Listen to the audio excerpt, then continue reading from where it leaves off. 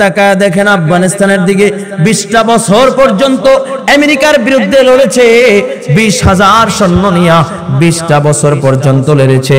কয় 20,000 সৈন্যের ভিতরে 20,000 শহীদ হয়েছে, এখনো 20,000 সৈন্য আছে। আল্লাহ তাআলা তাদেরকে বিজয় দিয়েছে, দুনিয়ার কারো কাছে সাহায্য চায় নাই। শুধু তাই না, দুনিয়ার কেউ সাহায্য পাঠায়ও নাই, কেউ সহযোগিতার হাতও বাড়ায়া দেয় নাই।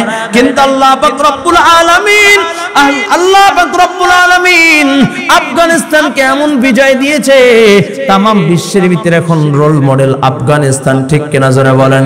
শুধু তাই না, ফিলিস্তিনের মাটির দিকে তাকায় দেখো, তাম দুনিয়ার কারো সাহায্যের হাত নাই, কিন্তু ফিলিস্তিনি মুসলমান আল্লাহ তাআলার দিকে তাকায় রয়েছে। 70টা বছর পর্যন্ত ইসরায়েলিদের সাথে বুক চটিয়া লড়াই করতেছে। আল্লাহ তাআলার দিকে তাকায়, মাথার উপরে কোনো ছাদ নাই, থাকার কোনো জায়গা নাই, খাবারের কোনো ব্যবস্থা নাই, বস্ত্র নাই। 2 সন্তানের লাশের জানাজা পড়তেছে। বাবার কোলে সন্তানের লাশ, মায়ের কোলে মেয়ের লাশ, বলে বাবার কন্দে সন্তানের লাশ। শুধু তাই না, বলে একের পর এক লাশের মিছিল। তারপর তারা মাথা নত করে না, এক আল্লাহর দিকে তাওয়াক্কুল করে তাকায় রয়েছে। আর বিজয় তো ফিলিস্তিনিদেরই হবে, ঠিক কিনা? ও যুবক ভাই, এই মেসেজ আমিও দিতে চাই। বাংলার মানুষ মুসলমানদের জন্য আমেরিকার শক্তি দরকার নাই।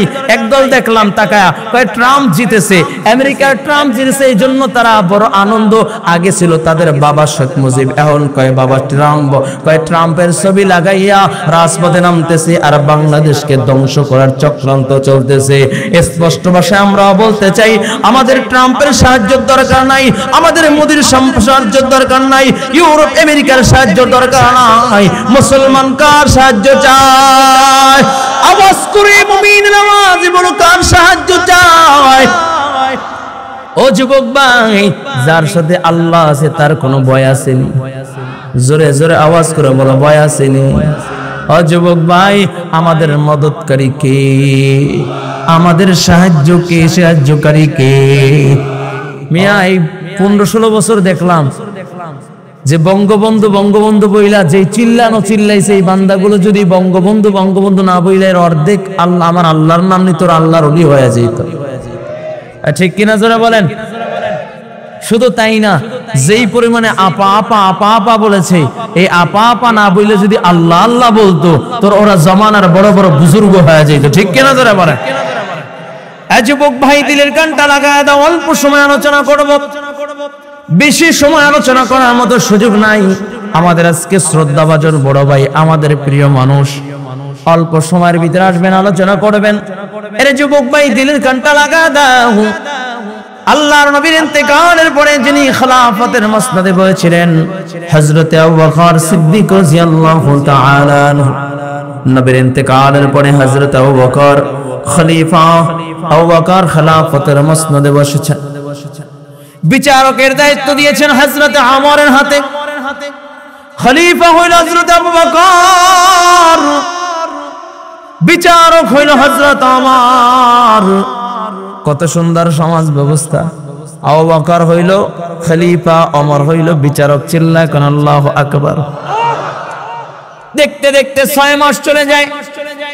6 মাস পর হযরত ওমর ফারুক রাদিয়াল্লাহু তাআলা আনহু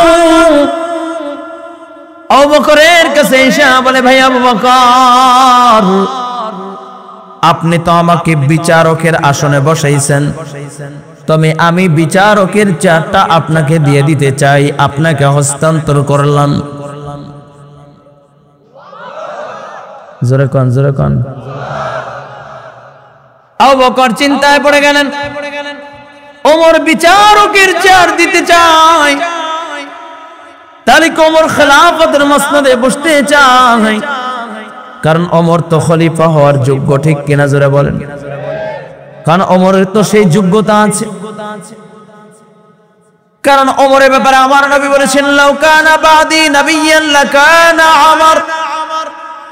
ইসলাম সে তো পরশমণি, তারে কি পেয়েছি খুঁজি, পরশে যাহার শোনা হলো যারা তাদেরই মোরা বুঝি। বলেছেন হযরত রাসূল, শেষ পয়গম্বর আমার পরে যদি নবী হতো কেউ, হতো ঠিক সেই ওমর। অর্ধ পৃথিবীর শাসন করেছেন দুলির তখতে বসি, খেজুর পাতার প্রাসাদে ছিল যাহার বারে বারে গেছি খুশি। শুধু আঙ্গুল হিলুনে শাসন করিতেন এ জগতের, মুহাম্মাদের চরণে রেখেছিলেন সে শামসের। চিল্লায় কোন আল্লাহু আকবার। যার ব্যাপারে আল্লাহর নবী বলেছেন, আল্লাহ তাআলা যদি আমার পরে কাউকে নবুয়তি দিত, তাহলে ওমরকে আল্লাহ তাআলা নবুয়তি দিত। বলুন সুবহানাল্লাহ। শুধু তাই না, ওমরের মানসা অনুযায়ী, ওমরের চিন্তা অনুযায়ী আল্লাহ পাক রব্বুল আলামিন কুরআনুল কারীমের ভিতরে 21 জায়গা আয়াতে কারিমা পাঠাইছে। বলুন সুবহানাল্লাহ। সে ওমর আয়েশা বলে, ও খলিফাতুল মুসলিমিন, আমি বিচারকের চেয়ার আপনাকে দিতে চাই। আমিরুল মুমিনিন হযরত আবু বকর সিদ্দিক ডাক দিয়ে বলে, আমার খেলাফতের দায়িত্ব বসলাম, তুমি বিচারকের চেয়ার দিয়ে দিবা। কারণ কি? তাহলে কি খেলাফতের দায়িত্বে বসতে চাও? ও বাবা, ভালো করে বুঝবেন, চেয়ারম্যান হইছে, নিজের চেয়ারম্যানকে ধরে রাখার জন্য কত কৌশল অবলম্বন করে। গুম খুম করতেও একটু দ্বিধা থাকে না, ঠিক কিনা জোরে বলেন। এমপি হইল তিনবার বরাবর, কিন্তু রাস্তা 3 বছর আগে যেমন দেখলাম এখনো রয়েছে, ঠিক কিনা জোরে বলেন। ও বাবা, ক্ষমতা ধরে রাখার জন্য মানুষের সম্পদ লুটে পড়ে খাইতে পারে, ক্ষমতায় ধরে রাখার জন্য মানুষকে ঘুম খুন করতে পারে, ঠিক কিনা জোরে বলেন। তারপর আমার চেয়ার লাগবে, ক্ষমতা লাগবে। আর আবু বকর ডাক দিয়া বলে, আমার তুমি যে বিচারকের চেয়ার দিতে চাও, তার মানে খেলাফতের দায়িত্ব নিতে চাও, তাহলে আমি আবু বকর তোমাকে খেলাফতের দায়িত্ব দিয়া দিলাম। আমার ডাক দিয়া বলে, ভাই আবু বকর, রে আবু বকর, ও খলিফাতুর রাসূল আবু বকর, খেলাফতের মসনদে বসার জন্য আসি নাই, আমি বিচারকের চেয়ারের জন্যই দিবার জন্য এসেছি। কারণ 6 মাস হয়েছে আমি বিচারকের চেয়ারে বসেছি, এখন পর্যন্ত আমার কাছে একটা বিচার আসে নাই, যেই মদিনায় ইসলাম আছে, যেই মদিনায় নবীর আদর্শ আছে, যেই মদিনায় কোরআন দিয়ে রাষ্ট্র চলে, সেই মদিনায় বিচারকের দরকার নাই। তাই তো আমি আমার বিচারকের চেয়ারটা আপনার হাতে হস্তান্তর কইরা ওই সময়টা যায় নামাজে কাটায় আল্লাহ আল্লাহ নামের জিকির করতে চাই। তো ইসলাম আসলে অশান্তি থাকবে না, ঠিক কিনা জোরে বলেন, নাকি ভুল বললাম? ইসলাম আসলে আর কি অভাবই থাকবে না। ইসলাম আসলে খুন দর্শন চিন্তায় রাহাজানি হবে না, ঠিক কিনা জোরে বলেন। এ যুবক ভাই, দিলের কানটা লাগায় দেন, অল্প সময় আলোচনা করবো রে বাবা, বেশি লম্বা সুরে আলোচনা করার মতো সুযোগ নাই, একটু ভালো করে দিদিকে তাকান। এই জন্য শুরুতে খুতবাও পড়ে নেই, ভূমিকাও নেই, এদিকে একটু দিলের কানটা লাগায় দাও। এর যুবক ভাই, ইসলামের জন্য তোমার আমার নবী কত কষ্ট করেছেন, দ্বীনের জন্য তোমার আমার নবী কত কষ্ট করেছেন। আজকে সেই নবীর রক্ত মাখা দিন তোমার আমার সামনে জলাঞ্জলি দিয়ে যাচ্ছে, কিন্তু একটু মায়া লাগে না, ঠিক কিনা জোরে বলেন। আজকে সেই নবীর দিনকে নিয়ে হাসি তামাশা চলতেছে, একটু মায়া লাগে না, ঠিক কিনা জোরে বলেন। এই যুবক ভাই, লতিফ সিদ্দিকী কুলাঙ্গার বাংলার ইতিহাসে হাস নিয়ে সর্বপ্রথম যেই ব্যক্তি কটূক্তি করেছে সে হলো লতিফ সিদ্দিকী। আমার বড় আফসোস লাগে, কয় আমি ফেসের সন্ত্রাস যাওয়ার পরেও এরপরও আবার লতিফ সিদ্দিকীর মতো কুলাঙ্গার নাস্তিক কিভাবে তার হাজ নিয়ে বক্তব্যের আবার ব্যাখ্যা দিতে যায়, প্রশ্ন ঠিক কিনা? এই জমিনটা হলো মুসলমানদের জমিন, ঠিক কিনা যারা বলেন। এই জমিনটা হলো মুসলমানদের জমিন, এটা কোন নাস্তিক মুরতাদ বেঈমানদের জমিন নয়, ঠিক কিনা যারা বলেন। এটা হলো ইসলামের জমিন, ঠিক কিনা যারা বলেন। এদেশে ইসলাম নিয়ে স্বাধীন হয়েছে, ইসলাম থাকবে, আছে, থাকবে, ঠিক কিনা? এই জন্য আপনার আমার দরকার আছে কি নাই? নাকি ভোটের রাত্রে ব্যাস একটা লাল কসকসা নোট দিয়ে ব্যাস সব ভুইলা যাব? হ্যাঁ, ভোটের রাত্রে একটা লাল নোট পায় সব ভুইলা গেলে চলবে? নাকি এখন থেকে ওয়াদাবদ্ধ পাক্কা নিয়াত করতে হবে, এদেশে ইসলামী ক্ষমতা চাই, ঠিক কিনা ধরেন? ইনশাআল্লাহ। কে কে চান? আল্লাহু আকবার। হাতে তো সোলো ওঠে কেন? কয় হুজুর, ইসলামী রাজনীতি এলে তো আর রাত্রবেলা লাল নোট পাইতাম না, নাকি? ও মিয়া, এদিকে খেয়াল করবেন, ইসলামী রাজনীতি নাই, কিন্তু 16টা বছর আপনি যাদের 1000 টাকার নোট খেয়ে যাদেরকে ভোট দিয়েছিলেন, যাদের 5 আটা গোলামি করেছিলেন, তারা আপনাকে 1.25 লক্ষ টাকার ঋণী বানায়া গেছে। ঠিক কিনা জোরে বলেন? প্রত্যেকের মাথার উপরে 1.25 লক্ষ টাকার ঋণ। ঠিক কিনা জোরে বলেন? আর ইসলামী আল্লাহ তাআলার দিকে যদি তাওয়াক্কুল করে ইসলামের পক্ষ অবলম্বন করেন, तमाम দুনিয়ার বেঈমানের গোষ্ঠীরা যদি আপনার বিপক্ষে চলে যায়, আমেরিকা আমার বন্ধু লাগবে না, রাশিয়া আমার বন্ধু চাই না, ইউরোপ আমেরিকা ইন্ডিয়া আমার বন্ধু চাই না, আমি তাওয়াক্কুল করব আল্লাহ তাআলার দিকে, আল্লাহ তাআলা আসমান থেকে মদদ দান করবেন। ঠিক কিনা যারা বলেন? ভালো করে বুঝবেন, বুখারীর বর্ণনা, আমার নবী যখন 313 জন নিয়ে বদর প্রান্তর গেলেন, নবী আমার ভাষণ দিলেন, সাহাবায়ে কেরাম, এমন একটা সময় এসেছে ইসলাম থাকবে কি থাকবে না প্রশ্ন উঠেছে, মুসলমান থাকবে কি থাকবে না প্রশ্ন উঠেছে, দিন থাকবে কি থাকবে না প্রশ্ন উঠেছে। এই ক্লান্তি লাগলে মুসলমানদের ঈমানকে, মুসলমানদের দ্বীনকে, মুসলমানদের ইসলামকে টিকায় রাখার জন্য আমি নবীর সাথে বদর প্রান্তরে কে কে যাওয়ার জন্য প্রস্তুত? নবীর সাথে 313 জন মুহূর্তের ভিতরে দাঁড়ায় গেলেন। চিল্লাতেন আল্লাহু আকবার। নবী আমার, আপনি যদি ইশারা করেন আমরা আপনার সাথে আছি, আমরা আপনার জন্য জীবন দেওয়ার জন্য প্রস্তুত। চিল্লাতেন আল্লাহু আকবার। 313 জনকে নিয়ে আমার নবী বদর প্রান্তরে হাজির হয়ে গেলেন। বিপক্ষে ভালো করে বুঝবেন, 2টা তরবারি, বলে 2টা ঘোড়া, 8টা তরবারি নিয়ে হাজির হইলেন। এই হইল মুসলমানদের সম্পদ। আর কোন অস্ত্র নাই, আর কোন অস্ত্র নাই, আর কোন ঢাল নাই, তরবারি নাই। ওদিকে বিপক্ষে কাফেররা হাজারের উপরে, বলে হাজারে, ওদের ঘোড়ার কোনো অভাব নাই, তরবারির কোনো অভাব নাই, অস্ত্রের কোনো অভাব নাই। মুসলমান খালি হাত বদর প্রান্তরে গেছে, হাজারের বিরুদ্ধে লড়বে। নবী আমার, ভালো করে বুঝবেন, নবী আমার বদর প্রান্তরে 2টা হাত উঠায়া দিলেন। নবী আমার 2টা হাত উঠায়া দিয়েছেন, দোয়া করতেছেন। দোয়ার সুন্নাত তরিকা হলো বুক বরাবরই হাত উঠানো। নবী আমার বুক বরাবরই হাত উঠাইলেন। সাহাবায়ে কেরাম বলেন, আমরা পিছন থেকে তাকায় দেখি নবীর হাতটা আস্তে আস্তে আস্তে আস্তে উপরের দিকে উঠতেছে, উপরের দিকে উঠতেছে, উপরের দিকে উঠতেছে, উঠতে উঠতে এরকম এত উঁচায় উঠছে। সাহাবায়ে কেরাম বলেন, আমরা পিছন থেকে তাকায় নবীর বগলের নিচে সাদা অংশ দেখতে পাই। নবী আমার বদর প্রান্তরে 2টা হাত উঠে আল্লাহ তাআলাকে ডাক দিয়া বলেন, আল্লাহ, ওগো মালিক, শূন্য হাত কমজোর দুর্বল লোকদেরকে নিয়ে হাজির হয়ে গেলাম, যাদের পেটে খাবার নাই, যাদের ক্ষুধার্ত। আয় আল্লাহ, বিপক্ষে আয় আল্লাহ কাফেররা হাজার হাজার হাজার হাজার সৈন্য। ওগো আল্লাহ, তোমার কাছে আমি মদদ চাই, সাহায্য চাই।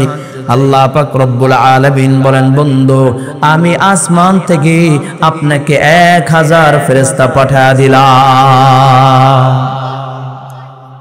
এই যুবক ভাই, ভালো করে বুঝবেন, বদর প্রান্তরে এখন একটা পাহাড় আছে, জাবালে মালায়েকা। যেই পাহাড়ে আল্লাহ তাআলা ফেরেশতা নাযিল করেছিলেন। নবী আমার ডাক দিয়ে বলেন, আল্লাহ গো মালিক, 1000 ফেরেশতা পাঠাইছো, আমি খুশি হইলাম, তবে মাওলা তোমার সাহায্যের দিকে অপেক্ষা করে থাকলাম। আল্লাহ, আমি দুর্বলদেরকে নিয়ে, এই হইল আমার পুঁজি, এরা যদি শহীদ হয়ে যায়, কাকে নিয়ে আমি দিনের দাওয়াতি কাজ করব? আল্লাহ পাক রব্বুল আলামিন কয়, বন্ধু টেনশন করেন না, আরো 4000 পাঠায়া আমি আল্লাহ 5000 বানায়া দিলাম। আল্লাহ তাআলা ডাক দেয়া বলে, বন্ধু, আমি 5000 ফেরেশতা পাঠায়া দিলাম। কাফেররা তাকায় দেখে, এদিকে তাকাইলে দেখা যায় আবু বকর, ওদিকে তাকাইলে দেখা যায় আবু বকর, এদিকে তাকাইলে দেখা যায় আবু বকর, যেদিকে তাকায় দেখে শুধু আবু বকর, আবু বকর, আবু বকর। চিল্লায় কোন আল্লাহু আকবার। আল্লাহ তাআলা ডাক দেয়া কয়, বন্ধু, শুধু ফেরেশতা পাঠাই আমি আপনাকে সাহায্য করেছি তা নয়, বদর প্রান্তরে স্বয়ং আমি আল্লাহ ওই ফেরেশতাদের সাথে, আপনার ওই বদরি কাফিলার সাথে স্বয়ং আল্লাহ আমি বদর প্রান্তরে হাজির হয়ে গিয়েছিলাম। আর জোরে বল আল্লাহু আকবার। এই যুবক ভাই, মুসলমানদের বড় হাতিয়ার হলো ঈমান। ঠিক কিনা জোরে বলেন? মুমিন যখন আল্লাহর দিকে তাওয়াক্কুল করবে, তাম দুনিয়ার যত বড় শক্তি আছে মুসলমানদেরকে গায়েল করতে পারবে না। ঠিক কিনা জোরে বলেন। যেমনি ভাবে তাকায় দেখেন আফগানিস্তানের দিকে 20টা বছর পর্যন্ত আমেরিকার বিরুদ্ধে লড়েছে, 20,000 সৈন্য নিয়ে 20টা বছর পর্যন্ত লড়েছে। কয় 20,000 সৈন্যের ভিতরে 20,000 শহীদ হয়েছে, এখনো 20,000 সৈন্য আছে। আল্লাহ তাআলা তাদেরকে বিজয় দিয়েছে, দুনিয়ার কারোর কাছে সাহায্য চায় নাই। শুধু তাই না, দুনিয়ার কেউ সাহায্য পাঠায়ও নাই, কেউ সহযোগিতার হাতও বাড়ায় দেয় নাই। কিন্তু আল্লাহ পাক রব্বুল আলামিন আফগানিস্তানকে এমন বিজয় দিয়েছে, তাম বিশ্বের ভিতরে এখন রোল মডেল আফগানিস্তান। ঠিক কিনা জোরে বলেন। শুধু তাই না, ফিলিস্তিনের মাটির দিকে তাকায় দেখো, তাম দুনিয়ার কারো সাহায্যের হাত নাই, কিন্তু ফিলিস্তিনি মুসলমান আল্লাহ তাআলার দিকে তাকায় রয়েছে। 70টা বছর পর্যন্ত ইসরায়েলিদের সাথে বুক চটিয়া লড়াই করতেছে। আল্লাহ তাআলার দিকে তাকায়া, মাথার উপরে কোনো ছাদ নাই, থাকার কোনো জায়গা নাই, খাবারের কোনো ব্যবস্থা নাই, বস্ত্র নাই। 2 সন্তানের লাশের জানাজা পড়তেছে। বাবার কোলে সন্তানের লাশ, মায়ের কোলে মেয়ের লাশ, বলে বাবার কাঁধে সন্তানের লাশ। শুধু তাই না, বলে একের পর এক লাশের মিছিল। তারপর তারা মাথা নত করে না, এক আল্লাহর দিকে তাওয়াক্কুল করে তাকায় রয়েছে। আর বিজয় তো ফিলিস্তিনিদেরই হবে। ঠিক কিনা? ও যুবক ভাই, এই মেসেজ আমিও দিতে চাই। বাংলার মানুষ মুসলমানদের জন্য আমেরিকার শক্তি দরকার নাই। একদল দেখলাম তাকায়া কয় ট্রাম্প জিতেছে, আমেরিকার ট্রাম্প জিতেছে, এই জন্য তারা বড় আনন্দ। আগে ছিল তাদের বাবা শেখ মুজিব, এখন কয় বাবা ট্রাম্প। কয় ট্রাম্পের ছবি লাগাইয়া রাজপথে নামতেছে আর বাংলাদেশকে ধ্বংস করার চক্রান্ত চলতেছে। স্পষ্ট ভাষায় আমরা বলতে চাই, আমাদের ট্রাম্পের সাহায্যের দরকার নাই, আমাদের মোদির সাহায্যের দরকার নাই, ইউরোপ আমেরিকার সাহায্য দরকার নাই। মুসলমান কার সাহায্য চায়? আওয়াজ করে মুমিনের আওয়াজ বলো, কার সাহায্য চায়? ও যুবক ভাই, যার সাথে আল্লাহ আছে তার কোনো ভয় আসেনি। জোরে জোরে আওয়াজ করে বলো, ভয় আসেনি। ও যুবক ভাই, আমাদের মদতকারী কে? আমাদের সাহায্যকারী কে? ও বাবা, মনে করছিল 41 বছর পর্যন্ত থাকবো, বাহিনী বানাইলাম আমার, র্যাব বানাইলাম আমার, পুলিশ বানাইলাম আমার, সব আমার বানাইয়া আল্লাহ কয় যখন নিরপরাধ মানুষগুলোর রক্ত ঝরাইছ, একবার হেফাজতের ময়দানে, একবার পিলখানায়, একবার এরকম বিভিন্ন জায়গায়, যখন দুর্বল ছাত্র ছোট ছোট বাচ্চাদেরকে যখন তুমি আক্রমণ শুরু করে দিলা, মেয়েরা দুর্বল তাদের উপরে যখন আক্রমণ শুরু করে দিলা, ভার্সিটির মেয়েগুলোকে ধরে গণধর্ষণ শুরু করে দিলা, আমি আল্লাহ দুর্বলদের উপরে যখন আক্রমণ শুরু হয়ে যায়, আমি আল্লাহ ছাড় দেই না। আল্লাহ পাক রব্বুল আলামিন 41 বছর থাকতে চেয়েছিল, আল্লাহ তাআলা 15 বছরের মাথায় আল্লাহ তাআলা আউট কইরা দেশ ছাড়া কইরা দিয়েছে। ঠিক কিনা? নাকি ভুল বললাম? এখন এই এতগুলো কথা বললাম, এখন আসেন ইসলামী রাজনীতি যদি হয় তাহলে কেমন হবে? হ্যাঁ, সবাই বলেন কেমন ভালো হবে বুঝবেন। খলিফাতুল মুসলমানদের দ্বিতীয় খলিফার নাম কি? জোরে বলেন। ভালো মানুষ না খারাপ মানুষ? ভালো করে বুঝবেন, পৃথিবীর ভিতরে সবচেয়ে জঘন্যতম 2টা মানুষ খারাপ, তার থেকে বেশি খারাপ আর কেউ হতে পারে না।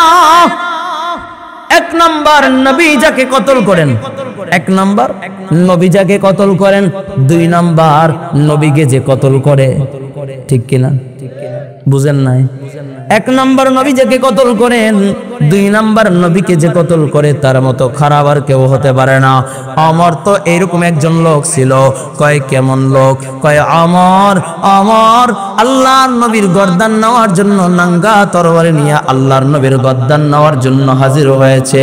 নবীর চেহারার দিকে তাকায়া ওমর তরবারি কদমে রেখা কালিমা পড়ে মুসলমান হয়ে গেছে। কয় দাম বাড়ছে কেমন? কয় ওমর মুসলমান হইছে, দাম এত বেড়েছে, কয় ওমরকে শয়তান দেখলো পালায়া যায়। ঠিক কিনা? জোরে বলেন। ওই দ্বিতীয় খলিফা আমার, অর্ধ পৃথিবীর বাদশা আমার নবী মুহাম্মদুর রাসূলুল্লাহর হাতে গড়া বানানো মসজিদ, মসজিদে নববীতে ওমর দাঁড়ায়া খুতবা দিচ্ছিলেন। জুমার দিন খুতবা দিচ্ছিলেন, এমন সময় একটা যুবক দাঁড়ায় গেলেন। যুবক দাঁড়ায় বলে, কে? আরে যুবক, কি বলবা? যুবক ডাক দিয়ে বলে, খলিফাতুল মুসলিমিন। আগে জবাব দেন, জবাব চাই। জবাব না দেওয়া পর্যন্ত সামনে খুতবা বাড়াবেন না। আল্লাহু আকবার কোন। সারা জীবন তো 5 এইটা গেছেন, হ্যালো আপা আপা আপা, আপনি যেটা কোন এইটাই ঠিক। হ্যাঁ হ্যাঁ। আর যুবক দ্বারাই কয়, ওমর জবাব চাই। ওমর ডাক দিয়া বলে, যুবক কি জবাব চাও? যুবক ডাক দিয়া বলে, আমার সবার গায়ে একটা একটা চাদর দেখা যায়, ইয়ামানি চাদর সবাই একটা একটা পেয়েছে, কিন্তু তোমার গায়ে 2টা দেখা যায়। কারণ কি, কোথায় পাইলা? জবাব দাও। ওমর চোখের পানি ছেড়ে দিয়েছে, কারণ পাশেই তো নবী আমার রওজায় আত্মরে শুয়ে আছে। নবীর রওজার পাশে ওমর আসামি হয়ে দাঁড়ায় গেলেন। ওমর চোখের পানি ছেড়ে দিয়েছে। ওমর তখন অর্ধ পৃথিবীর বাদশা। আচ্ছা মনে করেন তো, আপনার এলাকার এমপিকে যদি যায় বলা হইতো, এমপি হওয়ার আগে বাড়ি ঘরে ভালো ছিল না, টাকা পয়সা ছিল না, এখন দেখি তোমার সম্পদের কোনো অভাব নাই। এই মোহনগঞ্জ আসতে গেল, এই ধর্ম পাশে আসতে গেল, মাঝে মাঝে বিমান দিয়া, এই হেলিকপ্টার দিয়ে আসো, এত টাকা কোথায় পাইলা? জবাব দাও। তার কি অস্তিত্ব থাকতো? নেই। জোরে কোন, জোরে কোন, জোরে কোন। পানি ছেড়ে দিছে। ওমর চোখের পানি ছেড়ে ডাক দিয়া বলে, রে সন্তান আব্দুল্লাহ, বাবা এই মসজিদে আসুনি? আমি তোর বাবা, আমার আসামির কাঠগড়ায় দাঁড়ায় গেছি গা। বাবা পারবানি একটু আসামির কাঠগড়া থেকে আমাকে নামাইতে? আমি তো আসামি হয়ে গেছি। এরে বাবা, আমি তো আসামির কাঠগড়ায় দাঁড়ায় গেলাম। বাবা আমি তো আসামি হয়ে নবীর রওজার পাশে দাঁড়ায় গেছি, একটু তোর বাবাকে আসামির কাঠগড়া থেকে একটু নামায়া দে। আব্দুল্লাহ দাঁড়ায় ডাক দিয়া বলে, ও মদিনাবাসী শোনো, আমার বাবা অর্ধ পৃথিবীর আমির, কিন্তু আমার বাবা কখনো এ পরিচয় দেয় না। আমার বাবা বলে, আমি মদিনার খাদেম।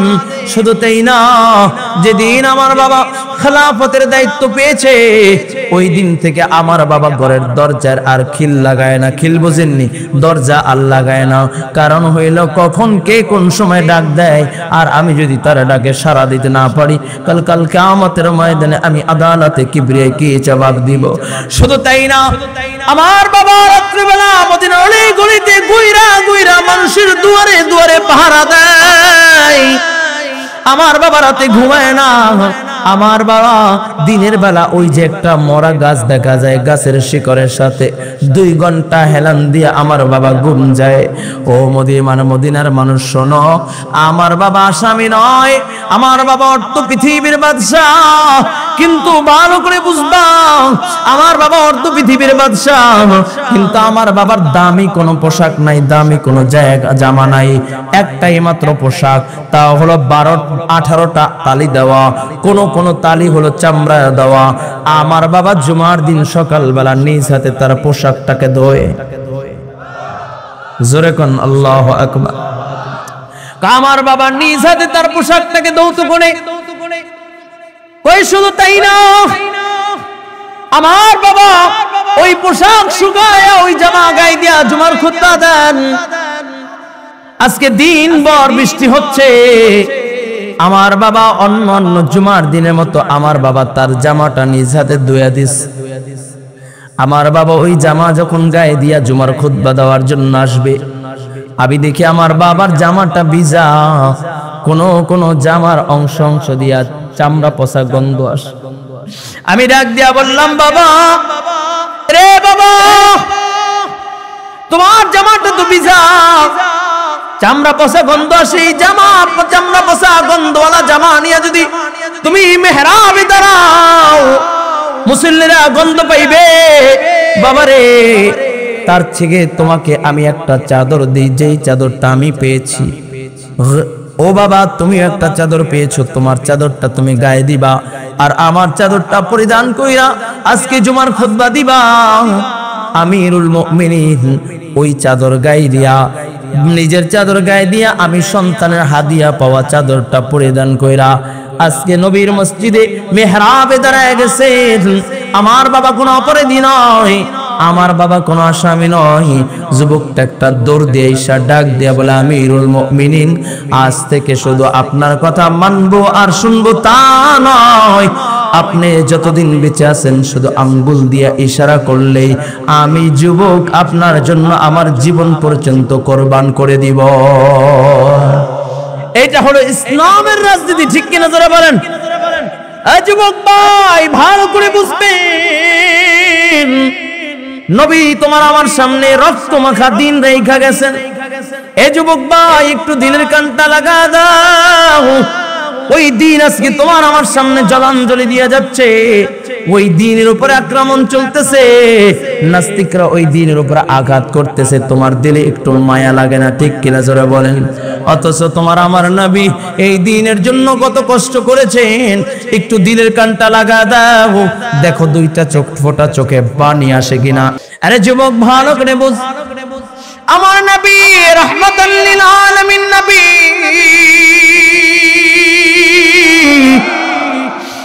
মায়ার নবী উহুদ প্রান্তরে সাহাবায়ে কিরামদেরকে নিয়ে হাজির হয়ে গেলেন দ্বীনের জন্য, আল্লাহর জমিনে আল্লাহর দ্বীন প্রতিষ্ঠার জন্য। যখন নবী হাজির হয়ে যায়, কাফেররা আমার নবীকে টার্গেট করে করে তীর ছুটতে থাকে।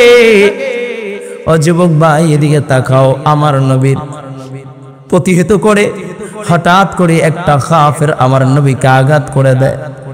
নবীর মাথার হেলমেট ভাঙা, নবীর মাথা দিয়া লোহার আংটা ডুইকা চোয়াল দিয়া বের হয়ে যায়। আরেকজনে আঘাত করে দেয়, এত জোরে আঘাত করে রে আমার নবীর দুইটা দাঁত ভেঙে যায়, নবী আমার উহুদের গুহায় পড়ে যায়। এখানে অনেক হাজি আছো, যে হাজিরা যখন উহুদের গুহার সামনে দাঁড়াইতো, যদি প্রশ্ন করতাম হাজির চোখে কেন পানি, ডাক দেয়া বলতো, হযরত এই যে উহুদের গুহা, এখানে মায়ার নবী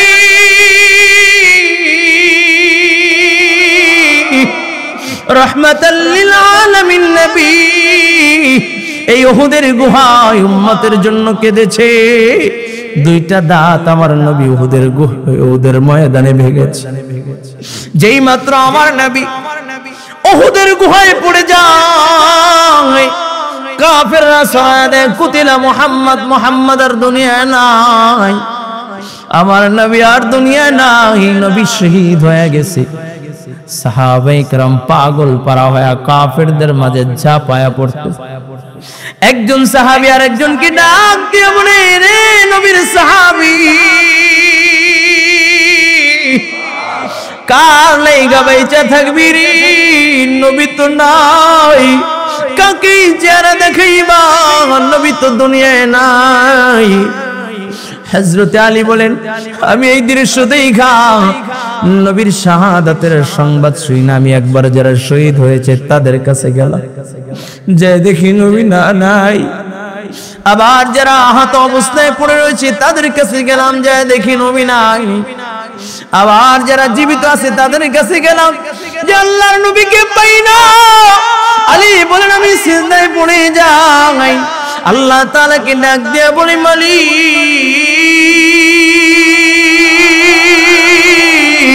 ও আল্লাহ, তুমি তোমার বন্ধুকে ঈসা নবীর মতো আসমানে উঠায় নিও না। আল্লাহ, তোমার বন্ধুকে আসমানে উঠায় দেওয়া সহ্য করতে পারবো না। এমন সময় আলীর কানের সাথে কে যেন মুখটা লাগায় বলে, আলী নবী মরে নাই। আলী একটা দৌড় দেয়, আলী যায় বল, দেখে আমার নবী উহুদের গুহায় পড়ে রয়েছে। নবী আমার আলীকে ডাক দিয়ে বলে, আলী তাকা দেখ, আলী আমার দুইটা দাঁত ভেঙে দিয়েছে রে আলী।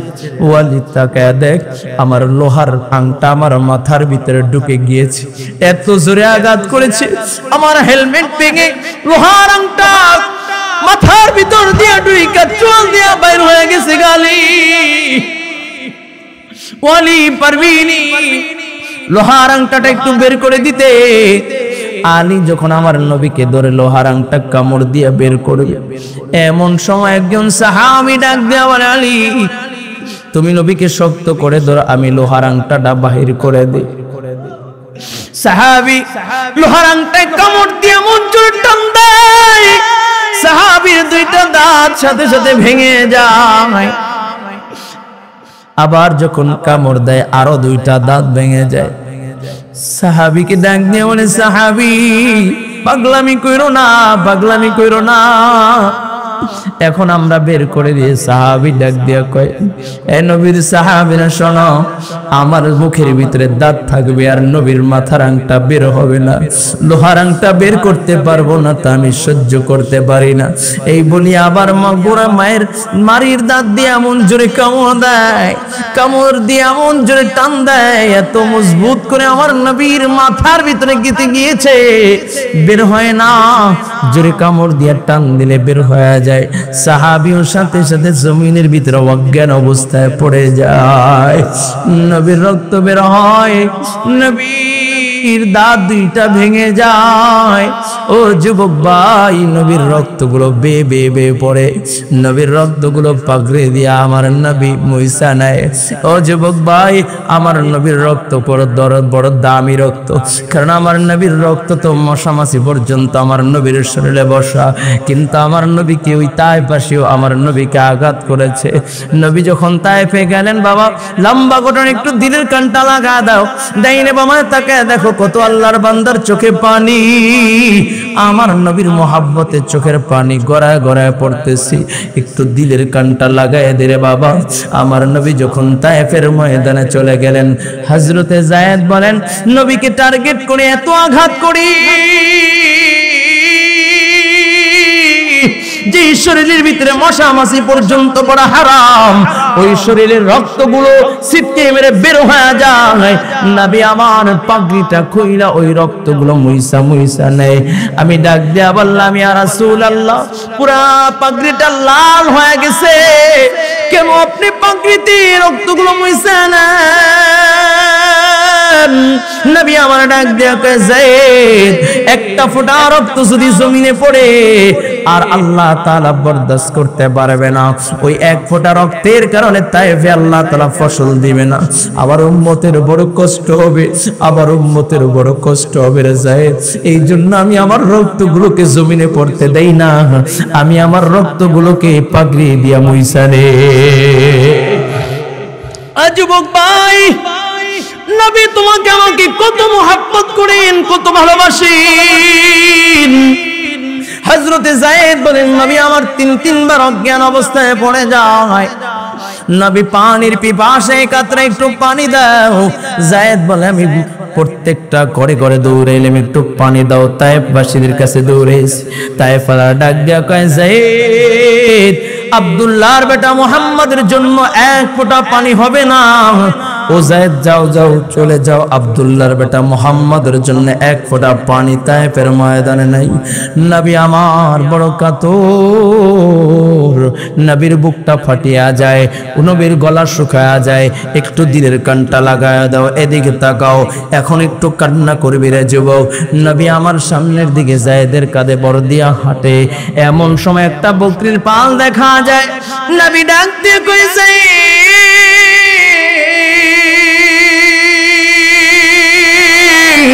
পারবিনি ওই বকরির পাল থেকে একটু পানি আমার জন্য, দুধ আনতে, একটা বকরির দুধ দহন করে একটু আমার জন্য নিয়ে আসো।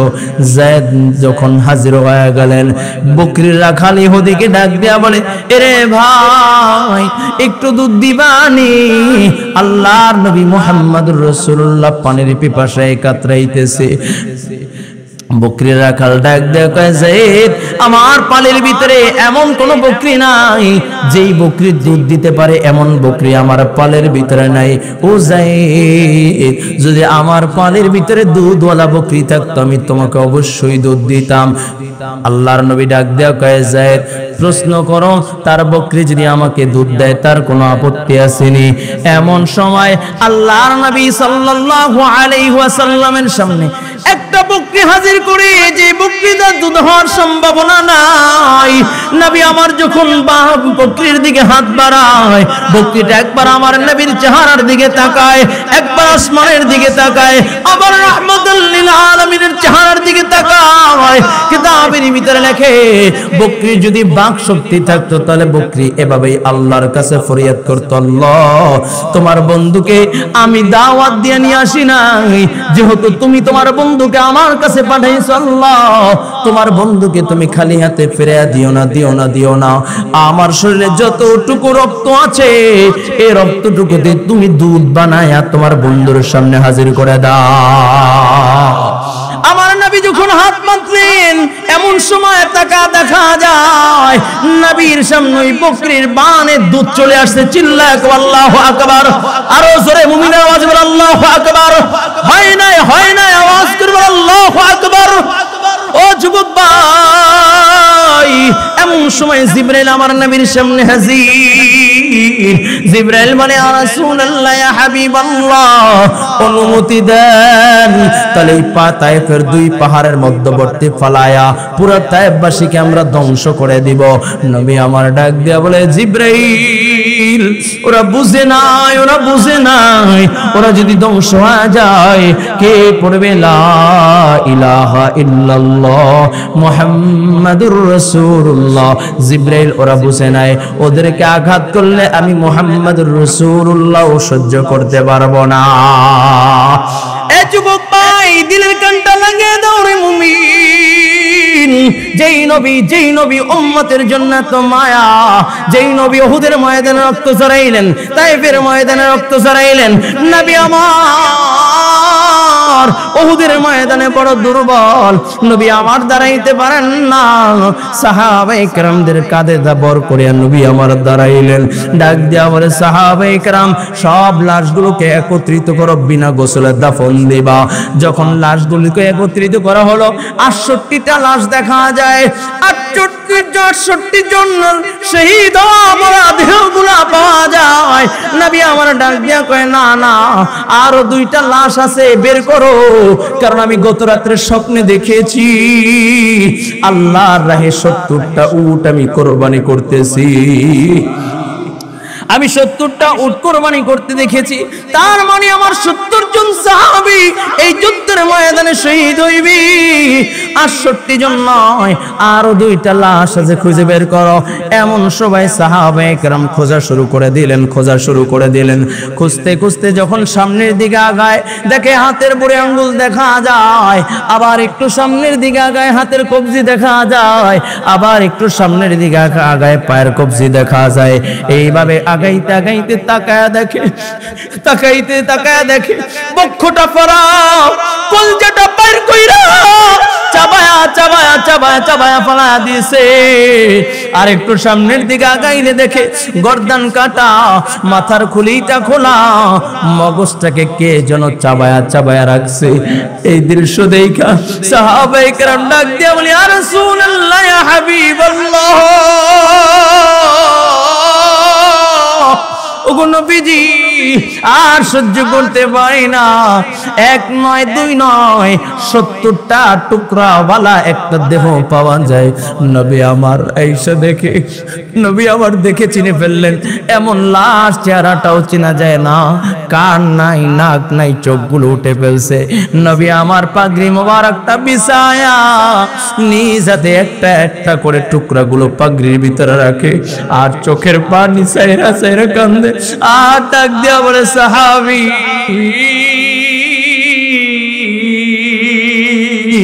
এটা সাধারণ কোন লাশ নয়, এটা হলো আমার চাচা আমির হামজার দেহ।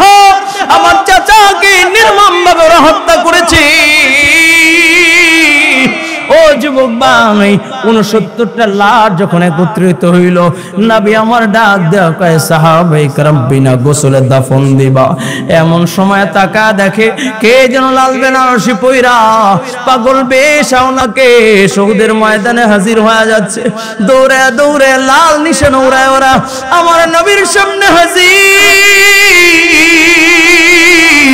নবীকে ডাক দিয়া বলে ইয়া রাসূলুল্লাহ ইয়া হাবিবাল্লাহ, ওগো নবীজি সকলকে বিনা গোসলে দাফন দিল, আমার স্বামীকে বিনা গোসলে দাফন দিবেন না।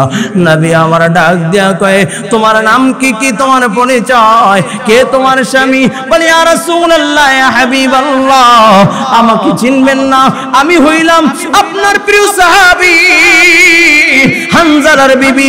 ওগো নবীজি যাকে আপনি গতকালকে বিবাহ পড়ায়া ফুলসজ্জা রাত্রে দিয়ে আসছিলেন, বাসর ঘরে দিয়ে আসছিলেন, আমি হইলাম আপনার ওই হানজালার বিবি। নবী ডাক দিয়ে আমার হানজালা কোথায়? কয় ইয়া রাসূলুল্লাহ ইয়া হাবিবাল্লাহ, আমি আর হানজালা কি বিছনায় শোয়া। হানজালার ফরজ গোসল হয়েছে, আর যেই মাত্র শুনেছে উতিলা মুহাম্মদ আল্লাহর নবী আর নাই, নবী উহুদের ময়দানে শহীদ হয়ে গেছে। হানজালা তারা বলে বিবি কাপড় দাও, কাপড়টা গায়ে দিয়া তরবারিটি নিয়ে হানজালা দৌড় শুরু করেছে। আমি খপ করে জামাটা ধরে ফেললাম, ডাক দিয়া বললাম প্রাণের স্বামী আমার, আপনি তো নাপাক, আপনার তো গোসল ফরজ হয়ে গেছে, এই অবস্থায় আবার তরবারি নিয়ে কই যান? ডাক দিয়া বলে বিবি, ও বিবি কার জন্য আর গোসল করব, কার জন্য দুনিয়ায় বাইসা থাকবো? যেই নবীর হাতে হাত দিয়া কালিমা পয়রা মুসলমান হয়েছি, ওই মায়ার নবী আর জমিনে নাই, ওই মায়ার নবী আর নাই। আমি হানজালা আমার জমিনে থাকবো না, বিদায় দে রে বিবি, বিদায় দে, দেখা হবে ময়দানে মাহশরে। এই বলি আপনার আশিক সাহাবী হানজালা ঘর থেকে বের হয়ে গেছে। ওগো নবীজি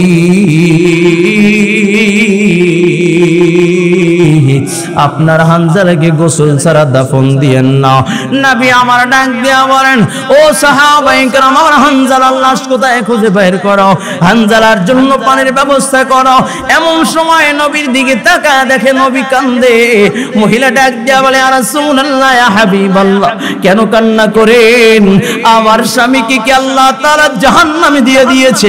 আমার স্বামীকে নাপাক, আপনি মাত্রই বললেন পানি আনার জন্য, আবার পানি আনতে বন্ধ করে দিলেন কেন? কেন আমার স্বামী কি নাপাক, আমার স্বামী কি জাহান্নামী হয়ে গেছে গা? নবী আমার ডাক দিয়ে কয় না না, তাকায় দেখো আমার হানজালা যে আমার প্রেমে গোসল বইলা যায়, আমার আল্লাহ তাকে ভুলে না, তাকে ভুলে না। আমার আল্লাহ নিজে জিম্মাদার হইয়া আমার হানজালাকে আল্লাহ তাআলা আসমানে নিয়া নিজে জিম্মাদার হইয়া জান্নাতি পানি দিয়া ফেরেশতাদের মাধ্যমে গোসল সম্পূর্ণ করে দিয়েছে। আল্লাহু আকবার। টাকা দেখো আমার হানজালা আল্লাহর জমিনে হাজির।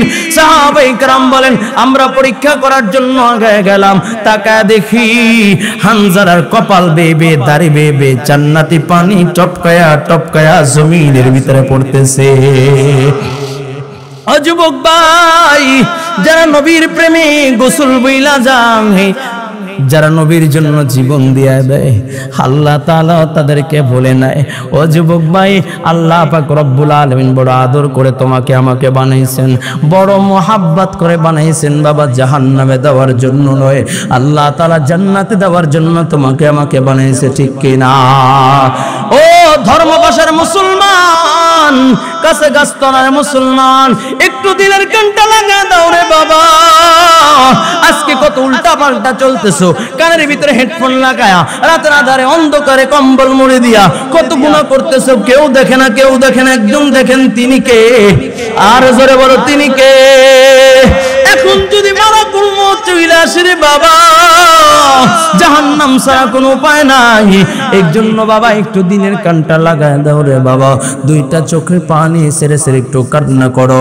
কতই তো হাসলা, হাসার জন্য কত কৌতুক করলা, কত অনুষ্ঠান করলা, কত ম্যারেজ ডে পালন করলা, জন্মদিন পালন করলা, কত অনুষ্ঠানের ভিতরে অংশগ্রহণ করলা, মোবাইলের ভিতরে কৌতুক বইরা বইরা বইরা বইরা দেখলা, ঘরের ভিতরে বড় বড় টেলিভিশন লাগাইলা, কখনো কি দুইটা ফোঁটা চোখের পানি সেরা আমরা আল্লাহর দরবারে কান্না করেছো?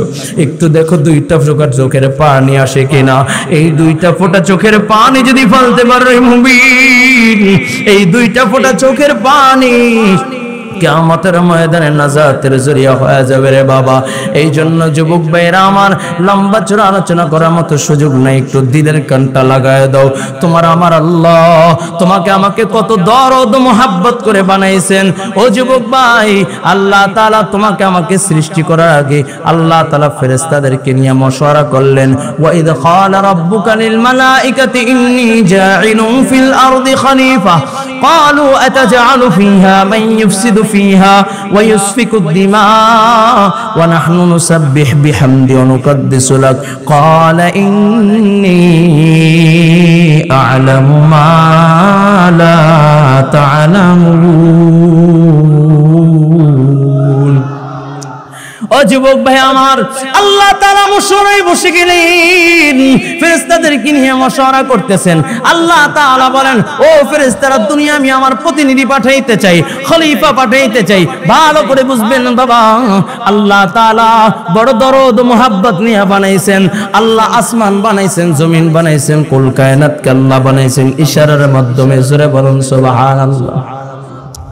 আল্লাহ তাআলা কুল কায়নাতকে ইশারার মাধ্যমে বানাইলেন, কিন্তু আল্লাহ তাআলা তোমাকে আমাকে বড় দরদ ও মুহাব্বত নিয়ে নিজ হাতে আল্লাহ তাআলা বানাইলেন। খলাকতু বিয়াদাইয়া, আল্লাহ তাআলা নিজ হাত দিয়ে তোমাকে আমাকে বানাইছে। সুবহানাল্লাহ। আর জোরে কও সুবহানাল্লাহ। ও বাবা, আল্লাহ তাআলা বড় মোহাব্বত করে তোমাকে আমাকে বানাইছে। মায়ের গর্ভের ভিতরে এক ফোঁটা নাপাক পানির ভিতরে কুদরত লাগাইয়া আল্লাহ তাআলা তিল তিল তিল তিল করে আল্লাহ বড় বানাইলেন। মায়ের নাপাক রক্তকে বন্ধ কইরা নাভির সাথে কালেকশন লাগাই আল্লাহ তাআলা নাপাক রক্ত খাওয়ায়া বড় করলেন।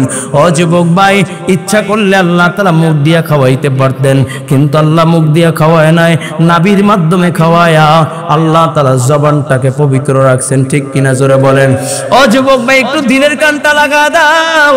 ওই যে পবিত্র জবান দিয়ে আজকে মাওলা পাকের জিকির করি না, আল্লাহ তাআলাকে ডাক দেই না, এই পবিত্র জবান দিয়ে নেতাকে খুশি করি, নেত্রীকে খুশি করি, দলকে খুশি করি, গাঞ্জা খাই, গীবত শিকায়ত করি, বিড়ি খাই, কিন্তু আল্লাহ তাআলার গোলামি করতে চাই না। ঠিক কিনা জোরে বলেন। কিন্তু আল্লাহ তাআলা বড় দরদ নিয়ে বানাইলেন। আল্লাহ তাআলা বলেন, ওয়া ইয ক্বালা রাব্বুকা লিল মালাইকাতি ইন্নী জাইলুন ফিল আরদি খলিফা। আল্লাহ তাআলা ফেরেশতাদেরকে নিয়ে মশওয়ারায় বসে গেলেন। ও ফেরেশতারা, দুনিয়া আমি আমার প্রতিনিধি পাঠাইতে চাই, দুনিয়া আমি আমার খলিফা পাঠাইতে চাই। ফেরেশতারা ডাক দিয়া বলে, আল্লাহ দুনিয়া আপনি কাদেরকে পাঠাইবেন? যারা আপনার মারামারি করে, কাটাকাটি করে, হিংসা ফাসাদ করে, তাদেরকে পাঠাইতে চান। আয় আল্লাহ, আমরাই তো আপনার ইবাদত করি, আমরাই তো আপনার গোলামি করি। নবী আমার ডাক দিয়ে আল্লাহ, কোন কালো মানুষ তোমার জান্নাতে যাইবে না, তবে একটা কালো মানুষ ছাড়া আমি জান্নাতে যাইব না। আল্লাহ বলে, সে কে? কয়, সে হলো আমার বেলাল। ও আল্লাহ, বেলাল যেমন আছে আমি আল্লাহ তাকে তেমন নিয়ে আমার জান্নাতে যাইতে চাই। এ যুবক ভাই, ভালো করে বুঝো, নবী আমার ডাক দিয়ে কয়, পৃথিবীর মানুষ যখন আল্লাহ তাআলা আমাকে জান্নাত দিবেন, আমার ডান পাশে থাকবে আমার আবু বকর, বাম পাশে থাকবে আমার আমর। আর আমি যখন জান্নাতে প্রবেশ করব, আমার উঠের লাগাম দইরা দইরা টাইনা টাইনা জান্নাতে নিবে আমার বেলাল। সুবহানাল্লাহ কইতেন না? আরেকটু আস্তে কোন সুবহানাল্লাহ। ও আগে জানা ছিল না, সুনামগঞ্জের মানুষ আস্তে বললে জোরে বলে তারা, আরো একটু আস্তে সুবহানাল্লাহ। একটু জোরে কান না সুবহানাল্লাহ। যেই কথা বলতেছিলাম, আল্লাহ পাক রব্বুল আলামিন মশওয়ারা করলেন, ফেরেশতারা, দুনিয়া আমি আমার প্রতিনিধি পাঠাইতে চাই। ফেরেশতারা ডাক দেয়া বলে, আল্লাহ আমরাই তো আপনার গোলামি করি, আমরাই তো আপনার ইবাদত করি, কাদেরকে দুনিয়া পাঠাইতে চান? যারা মারামারি করবে, কাটাকাটি, হিংসা ফাসাদ করবে, তাদেরকে দুনিয়া পাঠাইতে চান। আয় আল্লাহ, আমরাই আপনার গোলামি করি। প্রশ্ন হইতে পারে, হুজুর ফেরেশতারা কেমন আল্লাহর গোলামি করে? একটু দিকে তাকাও। এ মিয়া, ফেরেশতারা কি পরিমাণ আল্লাহর গোলামি করে জানোনি? ওই কোন কোন ফেরেশতাকে আল্লাহ তাআলা বানায়া বলছে, তুই দাঁড়া দাঁড়া তেলাওয়াত করবি, শুধু দাঁড়া দাঁড়া তেলাওয়াত করে। কোন ফেরেশতাকে আল্লাহ বানায় বলছে তুই শুধু রুকু দিয়া বলবি সুবহান রাব্বিয়াল আযীম, সুবহান রাব্বিয়াল আযীম, শুধু সুবহান রাব্বিয়াল আযীম বলবে। কোন ফেরেশতাকে আল্লাহ বানায় বলছে তুই সিজদা দিয়া সুবহান রাব্বিয়াল আলা পড়বি, ও শুধু সুবহান রাব্বিয়াল আলা পড়ে। এ যুবক ভাই ভালো করে বুঝো, ফেরেশতা তারা প্রশ্ন হইতে পারে হুজুর ফেরেশতা কত পরিমাণে আল্লাহ বানাইছেন। নবী আমার তার হায়াতের জিন্দেগিতে দুইটা সফর করেছেন। কয়টা? যেই দুইটা সফর গুরুত্বপূর্ণ সফর, দুইটা সফর মক্কা থেকে শুরু হয়েছে। একটা হলো মক্কা থেকে মদিনায়, আর একটা হলো মক্কা থেকে আরশে আজিমে। কয় মক্কা থেকে মদিনায় যেটা আমার নবী করেছেন নিজের মাতৃভূমি ছাইরা, আমার নবী নিজের মাতৃভূমি ছাইরা মক্কাতুল মুকাররমা ছাইরা মদিনায় হিজরত করে গেছেন। চিল্লায় কোন আল্লাহু আকবার, আর জোরে বল আল্লাহু আকবার। আর একটা সফর আমার নবী করেছেন যেটা হলো রাতের আধারে আল্লাহ পাক রব্বুল আলামিন মক্কা থেকে সোজা আল্লাহর আরশে আজিমে নিয়েছেন। চিল্লায় কোন আল্লাহু আকবার। তবে হ্যাঁ, নবী আমার মক্কা থেকে আরশে আজিমে যে হিজরত করেছেন, ও বাবা সফর করেছেন, সেটা হলো মেরাজ। এই মেরাজের রাত্রে আমার নবী দুইটা নামাজের ইমামতি করেছেন, দুই জায়গায় নবী আমার ইমামতি করেছেন। চিল্লায় কোন আল্লাহু আকবার, আরো জোরে আল্লাহু আকবার। একটা হলো বাইতুল মুকাদ্দাস। নবী আমার যখন বাইতুল মুকাদ্দাস গেলেন, নবী আমার দুধের মেহমাননাজি গ্রহণ করলেন। নবী আমার বলেন আমি তাকায় দেখলাম আদম সফিউল্লাহ থেকে নিয়ে ঈসা রুহুল্লাহ পর্যন্ত সকল পয়গম্বররা সারিবদ্ধ হইয়া কাতারবন্দি হইয়া নবী আমার বলতেছে অপেক্ষা করতেছেন, নামাজের জন্য অপেক্ষা করতেছেন। আমি চিন্তা করতে লাগলাম আজকে নামাজের ইমামতি কে করবেন?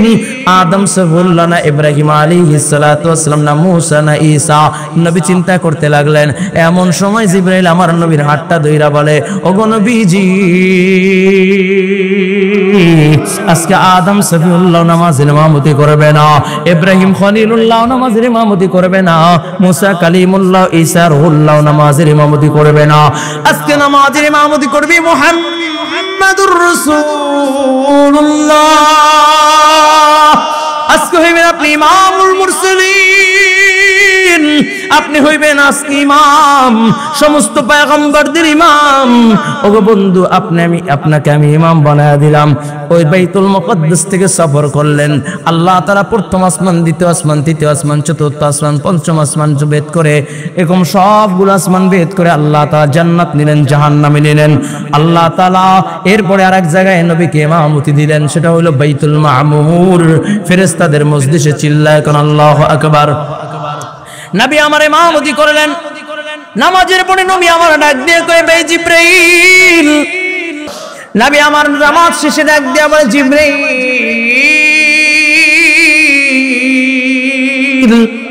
এই জামাতে কতজন শামিল ছিল? জিবরাইল বলে, ইয়া রাসূলুল্লাহ, ইয়া হাবিবাল্লাহ, ৭০,০০০ ফেরেশতা একই সাথে জামাতে নামাজ পড়েছে। নবী আমার ডাক দিয়ে কয়, জিবরাইল, তাহলে ফেরেশতা কত পরিমাণে আছে? জিবরাইল বলে, ইয়া রাসূলুল্লাহ, ইয়া হাবিবাল্লাহ, দৈনিক ৫ বার জামাতে নামাজ হয়, আর ওই একবার যদি কেউ জামাতে শামিল হয়, দ্বিতীয়বার আর কেউ চান্স পায় না।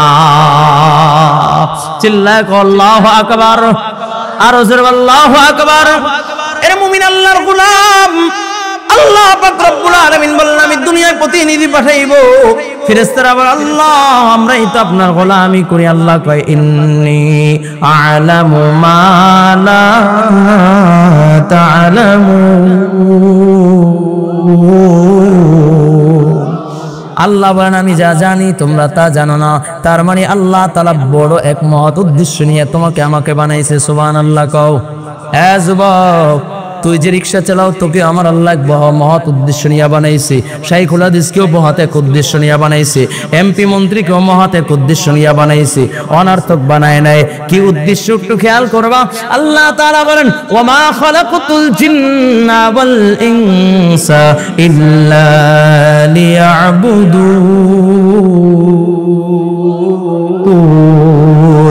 আল্লাহ তাআলা বলেন আমি জিন এবং ইনসানকে আমার ইবাদতের জন্য বানাইছি, গোলামির জন্য বানাইছি। জোরে কোন আল্লাহু আকবার।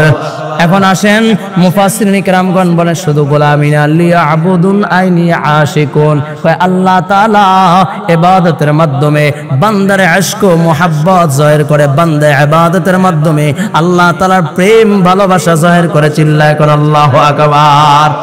এখন প্রশ্ন হয়, ও বাবা, এই ধর্মপাশার মুসলমান, গাছতলার মুসলমান যারা নামাজ পড়ে তার ভিতরে আল্লাহর মুহাব্বত বেশি না কম? এই যে নামাজ পড়ে না আর যে নামাজ পড়ে তার ভিতরে পার্থক্য কি? আল্লাহকে বেশি ভালোবাসে? জোরে কোন নামাজি, ঠিক কিনা? কারণ ও তো নামাজের মাধ্যমে আমার রবের প্রেম ভালোবাসা জাহির করছে। সুবহানাল্লাহ। এখন আসো বাবা, আল্লাহ তাআলা পরদরদ নিয়ে আল্লাহ তোমাকে বানাইছেন জাহান্নামে দেওয়ার জন্য নয়, আল্লাহ তাআলা জান্নাতে দেওয়ার জন্য বানাইছে। একটু ভালো করে বুঝবারে বাবা, একটু দিকে তাকাও, দিলের কানটা লাগায় দাও। পয়গম্বর নূহ আলাইহিস সালাতু ওয়াস সালাম 1 নয় 2 নয় 900 950 বছর পর্যন্ত দ্বীনের দাওয়াত দিয়েছে। কুলু লা ইলাহা ইল্লাল্লাহ তুফলিহুন, কুলু লা ইলাহা ইল্লাল্লাহ তুফলিহুন। সুবহানাল্লাহ। 900 বছর 950 বছর দ্বীনের দাওয়াত দিলেন। এই দ্বীনের দাওয়াত দিতে গিয়ে কত রক্ত ঝরাইছেন, কত মায়ের খেয়েছেন, কত আঘাত খেয়েছেন, কিন্তু পয়গম্বর নূহ দ্বীনের দাওয়াত বন্ধ করেন নাই। মায়ের খেতে খেতে যখন ক্লান্ত, 950 বছর পর জমিনের ভিতরে অজ্ঞান অবস্থায় মারতে মারতে অজ্ঞান অবস্থায় ফালায় রাইখা গেছি। পয়গম্বর নূহ আলাইহিস সালাতু ওয়াস সালাম হুশ ফিরে আসমানের দিকে তাকায় বলেন, আল্লাহ ক্বালা নূহুর রাব্বি লা তাযর আলাল আরদি মিনাল কাফিরিনা দাইয়ারা। ও আল্লাহ, একটা কাফের মুশরিকের ঘর বাড়ি ছেড়ো না, ওদেরকে ধ্বংস করে দাও। দোয়া করছে তো দোয়া কবুল হয়ে গেছে, কারণ এটা তো পয়গম্বর নূহের জবান। এই জবান দিয়ে মিথ্যা কথা কয় নাই, এই জবান দিয়ে গুনার কাজ করে নাই, এই জবান দিয়ে মদ পান করে নাই, এই জবান দিয়ে সিগারেট খায় নাই, এই জবান দিয়ে শুধু একজনের জিকির করেছে। কার? ও জবান দিয়া বলছে ক্বালা নূহুর রাব্বি লা তাযর আলাল আরদি মিনাল কাফিরিনা দাইয়ারা। দোয়া করছে তো আল্লাহ দোয়া কবুল করে নিছে। আল্লাহ পাক রব্বুল আলামিন দোয়া কবুল করে নিয়েছেন। যুবক ভাই, এটা একটু দিলের কানটা লাগায় দাও, দিলের কানটা এদিকে তাকাও। দোয়া করছে, দোয়া কবুল হয়ে গেছে গা।